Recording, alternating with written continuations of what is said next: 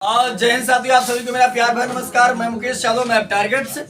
और आज हम लोग पढ़ेंगे कक्षा 10 की मैथ एक्सरसाइज 15.1 का क्वेश्चन नंबर 20। यदि हम बात करें तो पिछली क्लास तक हमने इस एक्सरसाइज का क्वेश्चन नंबर 19 तक हम लोगों ने कंप्लीट कर लिया था और आज हम क्वेश्चन नंबर 20 समझने की कोशिश करते हैं। तो एक बार समझिएगा, क्वेश्चन नंबर 20 के स्टेटमेंट को रीड करते हैं और फिर सॉल्व करने की कोशिश करते हैं।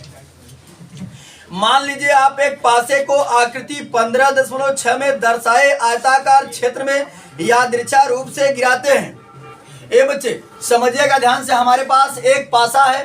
Don't talk to each other, listen to be carefully because this question is different. Don't other question. हाँ, क्या समझिएगा।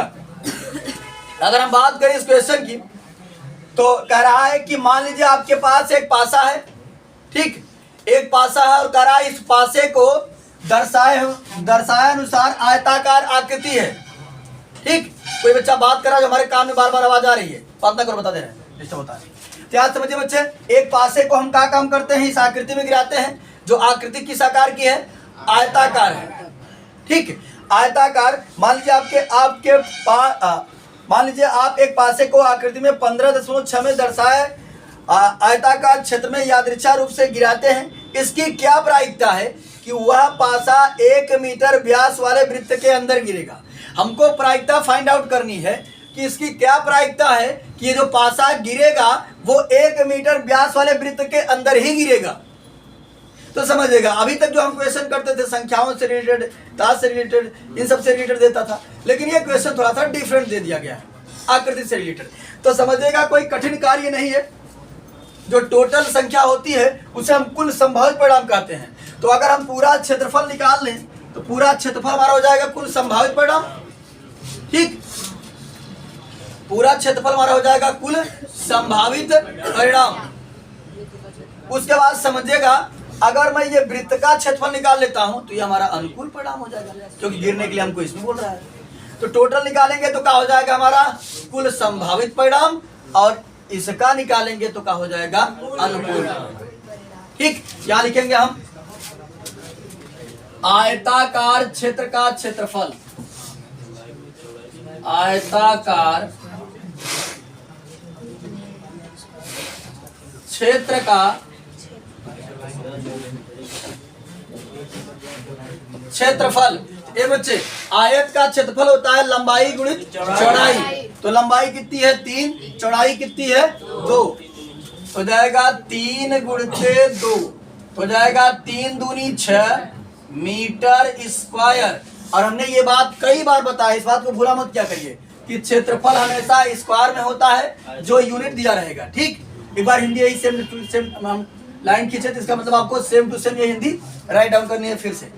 चलिए अब आगे यदि बात करें बच्चे, हम निकालेंगे वृत्ताकार क्षेत्र का क्षेत्रफल। ठीक, या वृत्त का क्षेत्रफल।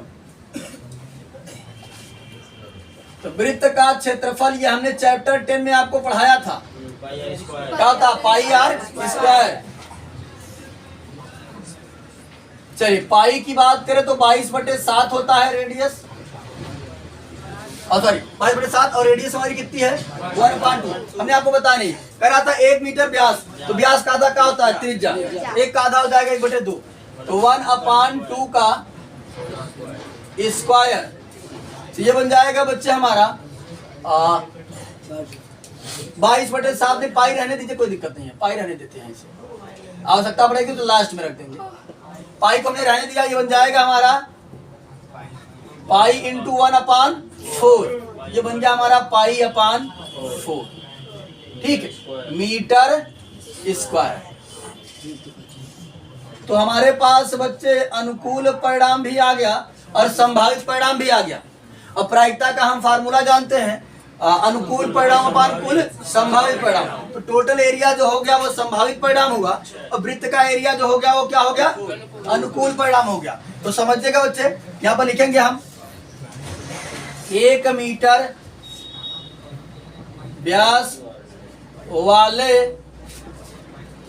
वृत्त में पासा गिरने की प्रायिकता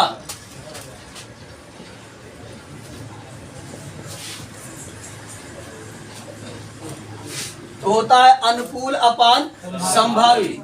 तो अनुकूल कितना है बच्चे, पाई अपान 4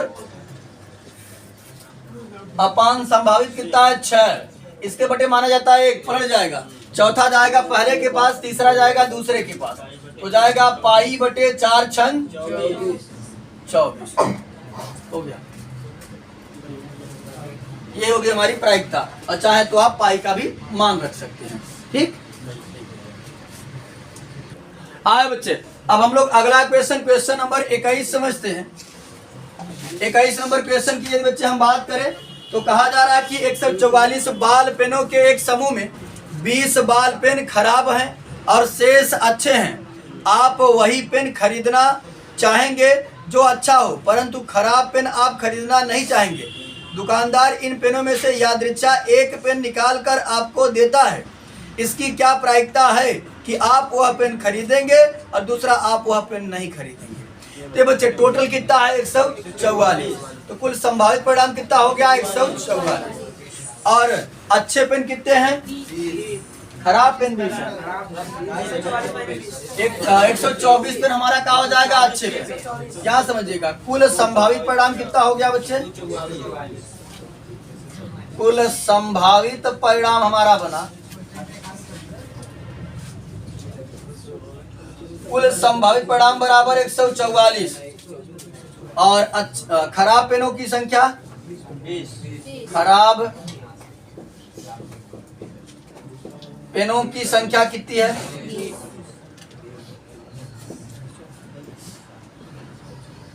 खराब पेनों की संख्या बराबर 20। उसके बाद समझे बच्चे अच्छे पेनों की संख्या कितनी हो जाएगी 124। तो जब आप 144 में से बच्चे 20 घटा दोगे तो 124 बच जाएगा। चलिए, पहले में कह रहा है कि अगर दुकानदार एक पेन निकाल कर देता है तो इसकी प्रायिकता बता दीजिए कि आप वह पेन खरीदेंगे। समझिएगा, ध्यान से लिखा करिए, बाद में पहले समझा क्या करिए ध्यान से। तो कि आप वह पेन खरीदेंगे, आप वह पेन तभी खरीदेंगे जब अच्छा होगा। तो कहाँ निकालेंगे, अच्छा होने की प्रायिकता।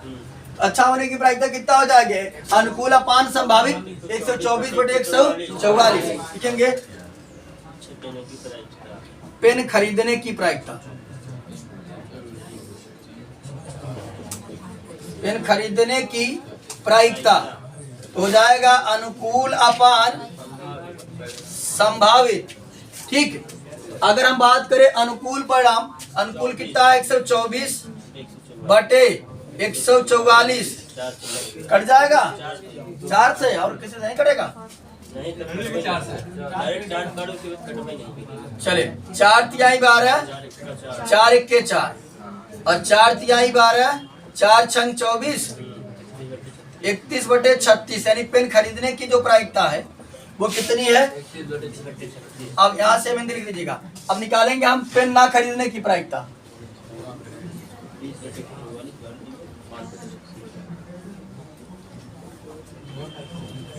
खरीदने की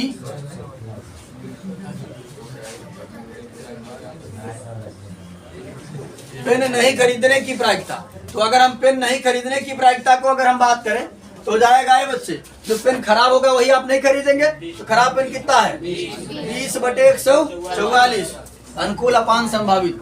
तो 20 बटे 144 काट देंगे 4 से, 4 पंचे 20 और ये हो जाएगा 36। और इसको काटे थे तो हो गया 5 बटे 36। और ये हमारा क्वेश्चन नंबर जो है 21 भी कंप्लीट होता है। हाँ, चलिए अब हम लोग अगला क्वेश्चन नंबर 22 समझते हैं। तो 22 नंबर क्वेश्चन की बच्चे यदि हम स्टेटमेंट को रीड करें तो कह रहा उदाहरण 13 को देखिए, 1 और 13 निम्नलिखित सारणी को पूरा कीजिए। आप उदाहरण 13 को भी देख सकते हैं, वहां पर आपको ये कुल संभावित परिणाम दे दिया गया है। पेज नंबर किस पर है 336 पर।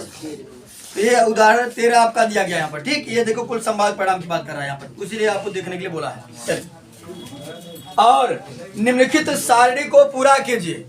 आपको क्या करना है, यहाँ पर देखिए वो सारणी बना करके दे दिया गया है, घटना है जो अगर आगे दो चार तोड़ दे बता देते हैं पढ़ा समझा ये बच्चे घटना हमको दे रहा है, घटना है करा दोनों पासों की संख्याओं का योग, यानी दो पासे उछाले जा रहे हैं, उन पर जो नंबर आ रहे हैं उनको जोड़ दिया जा रहा है। ठीक, दोनों पासों की संख्याओं का योग, फिर लास्ट में हमको दिया जा रहा है प्रायिकता। तो यहाँ पर योग में दिया 2 3 4 5 6 7 8 9 10 11 12 और यहाँ पर दे रहा हमको पहले वाले कॉलम में 1/36, यहाँ पर 5/36, यहाँ पर 1/36 करा। जो छूट गए हैं उसे आपको क्या करना है, पूरा करना है। ठीक, अब आगे समझिएगा। एक विद्यार्थी यह तर्क देता है कि यहाँ कुल 11 परिणाम है। एक कोई विद्यार्थी है जो बताता कि सर 1 2 3 4 5 6 7 8 9 10 11 कहता है टोटल 11 परिणाम है, इसलिए सभी की प्रायिकता 1/11 होगी। एक विद्यार्थी यह तर्क देता है कि यहाँ कुल 11 परिणाम 2 3 4 5 6 7 8 9 10 11 12 है, अतः यहाँ प्रत्येक की प्रायिकता 1/11 है। क्या आप इस तर्क से सहमत हैं? सकारण उत्तर दीजिए। अगर आप सहमत हैं तो भी और नहीं सहमत हैं तो भी रीजन के साथ बताइए कि क्यों सहमत है क्यों सहमत नहीं है। पहली बात तो दिए गए कॉलम को जो है यहाँ पर समझिएगा बच्चे ध्यान से, कॉलम को हमको क्या करना है, पूरा करना है। तो समझिएगा अगर बात करें हम केवल बोला है कि उदाहरण 13 को देखिए, तो उदाहरण 13 में जाकर यानी पेज नंबर 336 पर जाकर जब हमने पढ़ा तो वहां पर बताया गया कि एक सलेटी पासे और एक नीले पासे को एक साथ फेंका जाता है, यानी यहाँ पर दो पासे उछाले जाते हैं। कितने पासे? दो। सभी संभव परिणामों को लिखिए। तो यहाँ समझिएगा बच्चे ध्यान से, हमने जब जाकर उदाहरण 13 में पढ़ा तो इस बात को हमको समझ में आया कि पासे दो उछाले जाते हैं, एक सलेटी रंग का है और एक नीला। एक नीला है और एक सलेटी है, तो चाहे नीला हो चाहे सलेटी हो चाहे लाल हो चाहे काला हो, उनसे उससे मतलब नहीं है। तो अगर हम बात करें पासे पर 6 फलक होती हैं, 6 फलक पर नंबर लिखे होते हैं 1 2 3 4 5 6। पहले फलक पर 1, दूसरे फलक पर 2, तीसरे फलक पर 3, चौथे फलक पर 4, पांचवें फलक पर 5 और छठवें फलक पर 6 लिखा होता है। तो कल की क्लास में हमने आपको ये बहुत अच्छे तरीके से समझा दिया था कि अगर हम दो पासों को एक साथ फेंकते हैं, ठीक, अगर हम दो पासों को एक साथ फेंकेंगे तो कुल मिलाकर 36 परिणाम आएंगे। और अगर ये आप कंफ्यूज होते हैं या कह दिया कि 3 पासों को एक साथ फेंका जाता है या एक पासे को 3 बार फेंका जाता है तो कैसे निकालेंगे, उसका 216 होगा। कल हमने आपको तरीका बता दिया था, कैसे निकालेंगे। हाँ, पासे पर 6 फलक होती है और जितनी बार उछाला जाएगा उतनी हम घात लगा करके आसानी से निकाल सकते हैं। ये बता सकते हैं कि उसका अगर कोई और पूछ ले बता कितना परिणाम हो तो तुरंत राज बता देता ना, और कहीं अगर बतावा तो बता दे कि ऐसे ऐसे हो सकता है। ठीक, तो हम ये जान गए कि दो पासों को एक साथ उछाले या एक पासे को 2 बार उछाले परिणाम सेम देगा। तो हम जान गए कि कुल संभावित परिणाम कितना देगा, 36 देगा। तो हमने कल की क्लास में ही बता दिया था। और वो 36 परिणाम क्या देगा वो हमने सबको यहाँ लिख रखा है, एक बार फिर से समझा देते हैं, समझिएगा बच्चे। हमने मान लिया ये 2 पासा ये फेंका, ठीक, अरे हो गया, फेंका मान लेते आए और इस पर देखा तो 1 लिखा है, इस पर देखा तो भी 1 लिखा है, तो ये बन गया 1। हम ये संभावना लगा सकते हैं कि 1,1 हो गया। फिर हमने ट्राई किया कि अच्छा यही नहीं आ सकता, कुछ हो गया, फेंका देखा, इस पर आया 1, इस पर आया 2, ये भी तो संभावना लगा सकते हैं, इस पर 1 आ सकता है, इस पर 2 आ सकता है, 1,2। फिर हम ये भी संभावना लगा सकते हैं, फेंकेंगे इस पर हो सकता है 1 आ जाए, इस पर 3 आ जाए, 1,3 संभावना हो जाएगी। हम फेंके इस पर 1 आ जाए, इस पर 4 आ जाए, ये भी संभावना लगा सकते हैं। हम फेंके इस पर 1 आए, इस पर 5 आए, इसलिए इस पर 1 आए, इस पर 6 आए, ये भी संभावना। अब आगे संभावना लगा सकते हैं, जरूरी नहीं है इस पर 2 भी आ सकता है, इस पर 1 आ सकता है, 2,1। फिर इस पर 2 आ सकता है, इस पर भी 2 आ सकता है, इस पर 2 आ सकता है, इस पर 3 आ सकता है। इस तरीके से हम संभावना लगाना प्रारंभ कर दिए। यानी आप आसानी से लिख सकते हैं 1 से प्रारंभ करके 6 तक जाइए, 2 से प्रारंभ करके 6 तक जाइए, 3 से प्रारंभ करके 6 तक जाइए, 4 से 6 तक, 5 से 6 तक, 6 से 6। अब आप जितना आपके मन में ये संभावना चलेगा कि सर हम फेंकेंगे दो पासे को, हो सकता है ये और ये आ सकता है, तो आप लगा लीजिए, इन 3600 से बाहर नहीं जाएंगे। बात सुनाई? तो चलिए, हमने ये हमारे संभावित परिणाम हो गए। हमने एक कॉलम अपने से बनाया क्योंकि हम प्रायिकता का फार्मूला जानते हैं, अनुकूल अपान संभावित। तो हमने एक कॉलम और बनाया जिसका नाम दिया अनुकूल परिणाम। तो अगर हमको अनुकूल परिणाम मिल जाएगा तो हम कुल मिलाकर प्रायिकता आसानी से फाइंड आउट कर सकते हैं। ये बच्चे देखते हैं, कह रहा कि अगर मैं उछाल रहा हूं और उन पर जो पासे आ रहे हैं, मान लेते हैं ऐसे देखा, इस पर भी जो नंबर आ रहे हैं देखा, अच्छा इन दोनों के नंबरों को जोड़ दिया तो आ गया 2। तो कितने ऐसे परिणाम हो सकते हैं? केवल एक परिणाम ऐसे हो सकता है, मान लेते हैं पहले पासे पर भी एक आए, दूसरे पासे पर भी एक आए, तभी जोड़ेंगे 1 1 2 होगा। बाकी पूरे को जोड़ करके देख लीजिए, कहीं भी 2 नहीं। ऐसे परिणाम कितने हो गए? 1। तो प्रायिकता होता है अनुकूल अपान संभावित, अनुकूल हो गया 1, संभावित था 36, तो 1/36। चलिए दूसरा, अब इसका काम हो गया तो उसको मिटा देते हैं ताकि हमारे पास कंफ्यूजन ना रहे। चलिए आगे समझिएगा, कह रहा है कि दोनों पासों पर आई हुई संख्याओं का योग 3 होना चाहिए। तो देखो, एक तो ये हो जाएगा 1 और 2 3। चलिए और आगे 2 कामा 1, केवल 2 परिणाम है ऐसे जिनको जोड़ेंगे तो कितना आएगा? 3। तो कितने परिणाम हो गए? 2। अप्रायिकता होता है अनुकूल अपान संभावित, तो 2/36 काट देंगे, 2 1 के 2, 18 दूना 36, 2 18 में 36 हो गया 1/18। ये भी हो गए, 3 को भी मिटा देते ताकि कंफ्यूजन ना पैदा हो, सारी चीजें दिखती रहे। चले आगे समझिए हैं। अब कह रहा है कि इन घटनाओं को अगर हम जोड़े तो जोड़ने पर 4 आना चाहिए। एक हो जाएगा 1 कामा 3, और हो जाएगा 2 कामा 2, 3 कामा 1। तो कितने परिणाम हुए? हो जाएगा 3। और प्रायिकता होती है अनुकूल अपान संभावित, 3/36, 3 1 के 3, 3 बराबर में 36, 1/12। चलिए इनको भी मिटा देते हैं ताकि जो कंफ्यूजन है वो हो रहे ना, क्योंकि संख्याएं दिखती रहती है हमको बराबर। चलिए कह रहा है कि अब ऐसे बताइए जोड़ने पर 5 आए। एक हो गया 1 कामा 4, 2 कामा 3, 3 कामा 2, 4 कामा 1। कितने परिणाम हो गए? और कोई होगा? तो चलिए यहाँ हो गया परिणाम कितना? 4। प्रायिकता होता है अनुकूल अपान संभावित, 4/36, 4 1 के 4, 4 9 36, 1/9। चलिए अब कह रहा है कि अगर हम जोड़ दे तो कितना आना चाहिए? 6। तो पहले इनको मिटा देते हैं ताकि ये संभावना ही गायब हो जाए। चलिए यहाँ समझिएगा, एक तो ये हो गया, एक हो गया 4 2 6, एक हो गया 3 3 6, 4 2 6, 5 1 6। कितना हो गया? 5। प्रायिकता होती है अनुकूल अपान संभावित, तो 5/36। चलिए अब कह रहा है जोड़ने पर 7 आना चाहिए।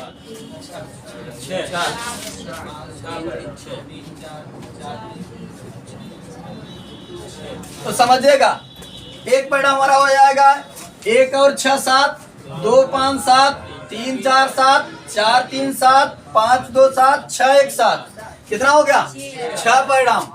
प्रायिकता होती है अनुकूल अपान संभावित, अनुकूल कितना है? 6/36, 6 1 के 6, 6 के 36, 1/6। अगला देखे, जोड़ने पर 8 आना चाहिए। कितने ऐसे परिणाम हैं? 5 होगा। चलो देख लेते हैं। देखो, एक होगा 2 कामा 6, और 3 कामा 5, 4 कामा 4, 5 कामा 3, और 6 कामा 2। कितना हो गया? 5। और इसकी प्रायिकता दिया है 5/36। चलिए इसी प्रकार से यदि बात करें, करा जोड़ने पर कितने आने चाहिए? 9। तो कैसे प्रायिकता? कैसे?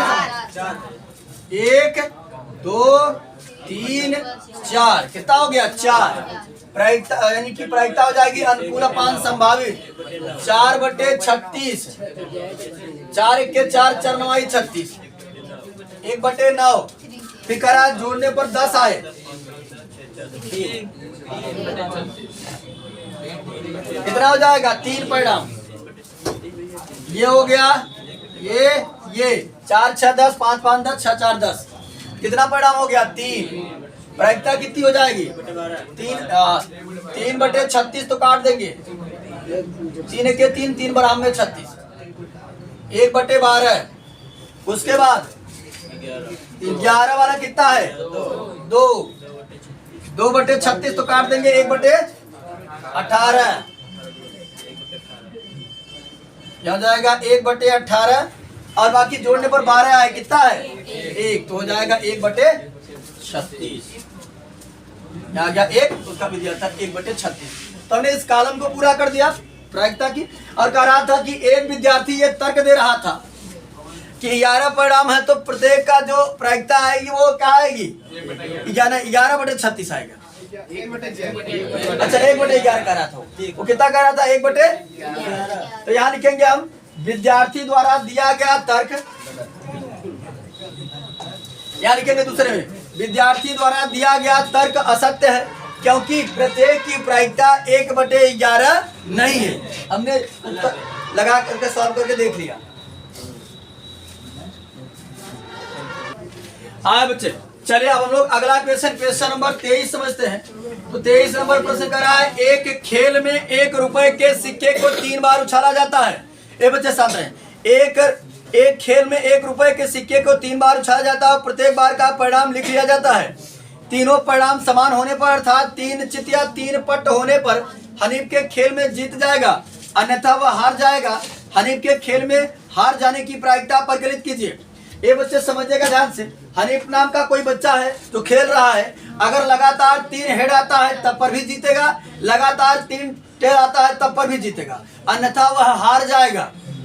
तो ये बच्चे समझिएगा ध्यान से, अगर हम एक सिक्के को एक बार उछालते हैं तो जानते कितने परिणाम आएंगे 2 परिणाम, या हेड आएगा या अगर एक सिक्के को 2 बार उछालते हैं तब, और अगर एक सिक्के को 3 बार उछालते हैं तब 8 आएगा।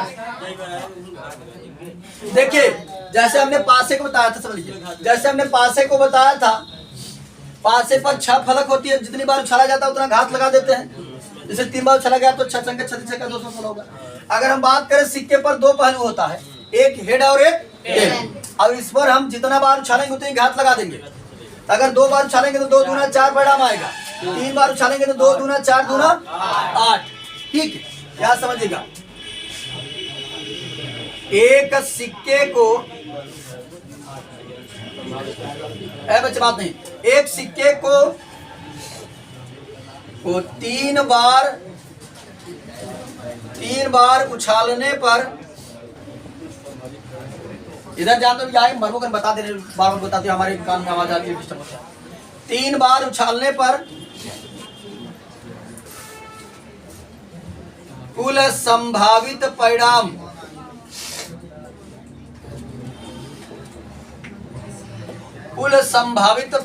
बराबर 8 होगा। और क्या क्या होगा, अगर उसका नाम लिखना चाहते तो नाम लिख दीजिए। समझिएगा बच्चे ध्यान से, लिखना मत करो, ध्यान से। मान लेते हैं हमने सिक्के को, एक सिक्के को 3 बार उछाले या 3 सिक्कों को 1 बार उछाले, बात सेम है। हमने मान लिया पहली बार भी हेड आया, दूसरी बार भी हेड आया, तीसरी बार भी हेड आया, यानी ये भी हो सकता है एच एच एच। ठीक, मान लिया हमने कि पहली बार हेड आया, दूसरी बार भी हेड आया, तीसरी बार टेल आ गया, एच एच टी। ठीक, यहाँ समझिए, माना पहली बार हेड आया, दूसरी बार टेल आया, तीसरी बार हेड आया, एच टी एच। और फिर हमने मान लिया कि पहली बार हेड आया, दूसरी बार भी टेल आया, तीसरी बार भी टेल आया,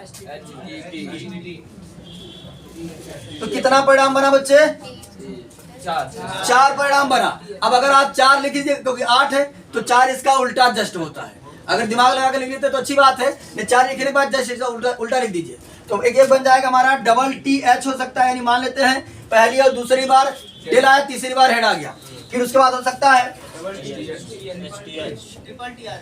नहीं, ये बन जाएगा टी एच टी, यानी पहली बार भी टेल आया, दूसरी बार भी हेड आया, तीसरी बार टेल आया, और उसके बाद हो जाएगा टी एच एच। मान लेते हैं पहली बार हेड आया, पहली बार टेल आया, दूसरी बार हेड आया, तीसरी बार हेड आया, और लास्ट मान लेते हैं कि 3 बार ही टेल आया। ये देखिए 8 परिणाम आपके हो गए।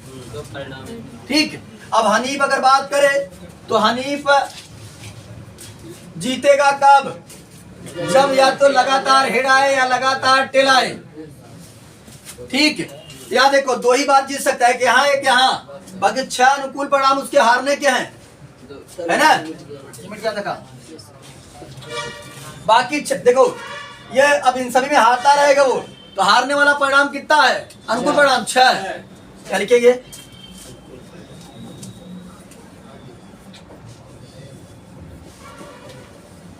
अनुकूल लिख देना।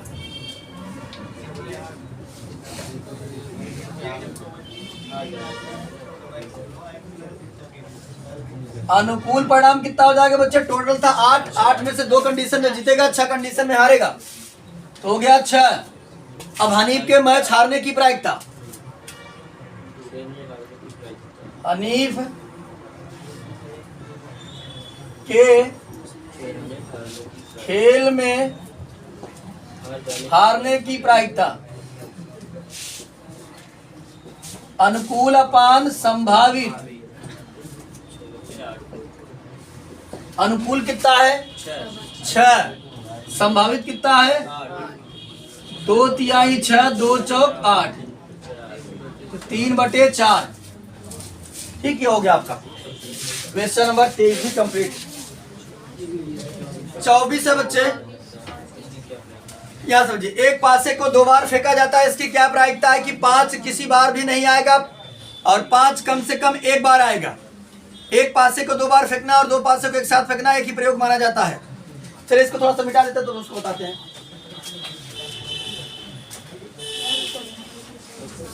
आए बच्चे, चलिए हम लोग अगला क्वेश्चन नंबर 24 यानी 24 समझते हैं। एक पासे को 2 बार फेंका जाता है, जैसे मैं आपको बताया, इसकी क्या प्रायिकता है कि 5 किसी भी बार नहीं आएगा और दूसरा है 5 कम से कम 1 बार आएगा। ये बच्चे समझिएगा, अगर हम बात करें जब 2 पासों को एक साथ उछाला जाता है या एक पासे को 2 बार उछाला जाता है तो कुल संभावित परिणाम कितने होते हैं? 36। यहाँ पर हमने 36 को लिख दिया है।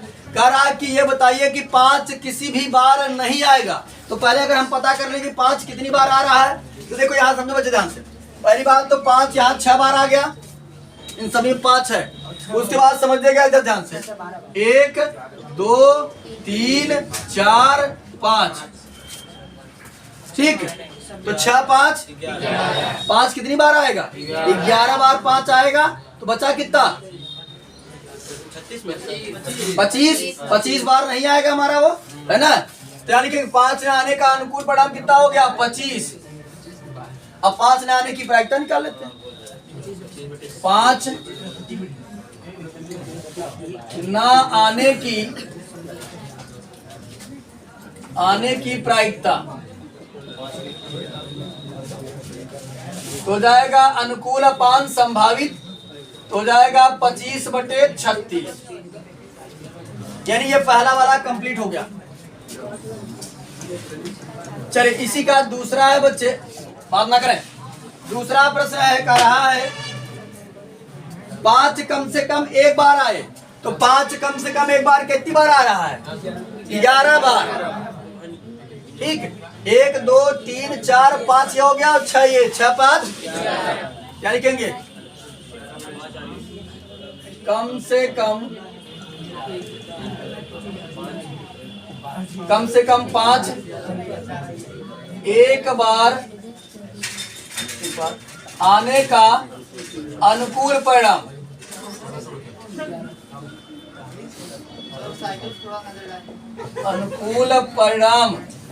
ये बच्चे समझिएगा। अब अगर हम बात करें कितना हो जाएगा? 11 तो 5 बच्चे समझो, कम से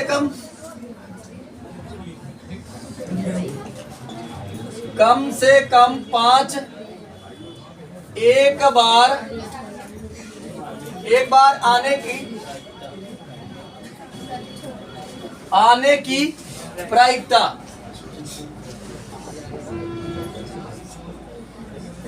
अनुकूल अपान संभावित 11/36। और ये हमारा क्वेश्चन नंबर 24 कंप्लीट होता है। हम लोग क्वेश्चन नंबर 25 समझते हैं। ये बच्चे 25 में आपको सत्य और असत्य बताना है, कारण के साथ बताना है। यदि 2 सिक्कों को एक साथ उछाला जाता है तो इसके 3 संभावित परिणाम होंगे। 2 चित्त 2 पट या प्रत्येक 1 बार आएगा। अतः इनमें से प्रत्येक परिणाम की प्रायिकता 1/3 है। गलत। अगर हम बात करें 2 सिक्कों को 1 बार उछाले या एक सिक्के को 2 बार उछाले, कब उछाला करा? 2 सिक्के है ना।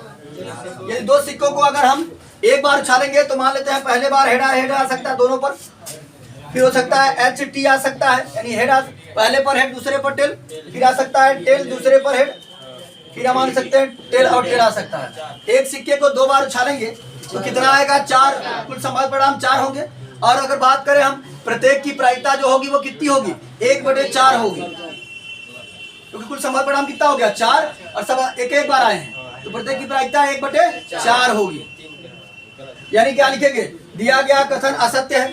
ठीक है बच्चे, सकाल उत्तर के लिए बोला है तो लिखेंगे दिया गया कथन असत्य है, क्योंकि एक सिक्के को 2 बार उछालने पर कुल संभावित परिणाम 4 होंगे, जो निम्न है HH, HT, TH, TT है, तथा प्रत्येक की प्रायिकता 1/4 होगी। हो गया आपका कंप्लीट, इसको लिख लीजिएगा।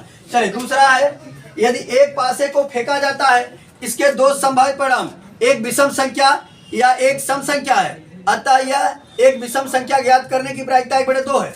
करा एक पासे को कई बार फेंकता है, एक बार फेंक रहा है, कहीं एक बार फेंकेगा तो 1, 2, 3, 4, 5 या 6, इन्हीं में से कोई एक संख्या आ सकती है। क्या समझिएगा, करा एक पासे को अगर हम फेंकते हैं तो 2 ही परिणाम आएंगे, एक सम और एक विषम। बिल्कुल, ये देखो, ये है विषम, ये है विषम, ये है विषम, बाकी ये और ये कितने हैं, सम है। इनको डिब्बा बंद करता है, डिब्बा वाला जो है वो क्या है, सम है, और सर्किल वाला जो है वो क्या है, विषम है। तो 2 ही परिणाम आया, एक सम और एक। अब प्रत्येक की प्रायिकता निकालेंगे तो सम की प्रायिकता क्या हो जाएगी, सम कितनी संख्या है 3 और कुल है कितना 6, 3/6 1/2 भी आएगा। विषम की भी निकालेंगे तो 1/2 ही आएगा। लिखेंगे दिया गया कथन सत्य है, क्योंकि प्रत्येक की प्रायिकता, लिखेंगे दिया गया कथन सत्य है क्योंकि एक पासे को उछालने पर कुल 6 संभावित परिणाम 1, 2, 3, 4, 5, 6 आएंगे, जिनमें 3 संख्याएं सम तथा 3 संख्याएं विषम है। अतः सम तथा विषम प्रत्येक की प्रायिकता 1/2 होगी। ठीक, तो आज की क्लास में बच्चे हमने एक्सरसाइज 15.1 को पूरी तरीके से समाप्त कर लिया है। अब अगर हम बात करें तो 15.2 बचता है, यानी इस चैप्टर का लास्ट एक्सरसाइज, साथ ही साथ इस किताब का भी लास्ट एक्सरसाइज होगा। इस चैप्टर का भी लास्ट एक्सरसाइज होगा और किताब का भी होगा। तो एक वीडियो मैक्सिमम चलेगा या 2 वीडियो चलेगा, उसके बाद हम लोग कंप्लीट करेंगे। क्रैश कोर्स चलाने जा रहे हैं, तो क्रैश कोर्स में यदि कोई बच्चा ऑनलाइन वीडियो देख रहा है बता दे, क्रैश कोर्स में आपको मिलने वाला है जो कि पूरे अंसाम्बल को सॉल्व कराया जाएगा, और साथ ही साथ आपको अभी तक केवल पढ़ाया गया है। अंसाम्बल में अगर हम बात करें क्रैश कोर्स में, तो आपको पूरी तरीके से मैथ एकदम तैयार कराया जाएगा। साथ ही आपको मिलने वाला है उसमें प्रैक्टिस सेट, साथ ही आप सब मिलने वाला है टेस्ट और ओरल टेस्ट आपको मिलेगा, और तैयारी जबरदस्त होगी। साथ ही साथ उसमें आपको मिलेगा हिंदी ग्रामर का पूरी तरीके से, हिंदी ग्रामर जितना है वो आपका तैयार कराया जाएगा, और ढेर सारे जो तरीके हैं, कॉपी कैसे लिखी जा सकती है, आप एग्जाम में टाइम कैसे मैनेजमेंट कर सकते हैं, और कैसे अपने टाइम को बचा करके पूरे क्वेश्चन को अटेम्प्ट कर सकते हैं, एग्जाम में आप कैसे नंबर गेन कर पाएंगे, केवल लिखना ही मायने नहीं रखता है। इन सभी बातों को हम क्रैश कोर्स में डिस्कस करने वाले हैं। तो यदि आप पढ़े हैं तो अच्छी बात है, नहीं पढ़े हैं तो भी आप क्रैश कोर्स को ज्वाइन कर सकते हैं, और क्रैश कोर्स को ज्वाइन कर आप ढेर सारा लाभ उठा सकते हैं। तो इस वीडियो में इतना ही, बाकी मिलते हैं नेक्स्ट वीडियो में, तब तक के लिए जय हिंद।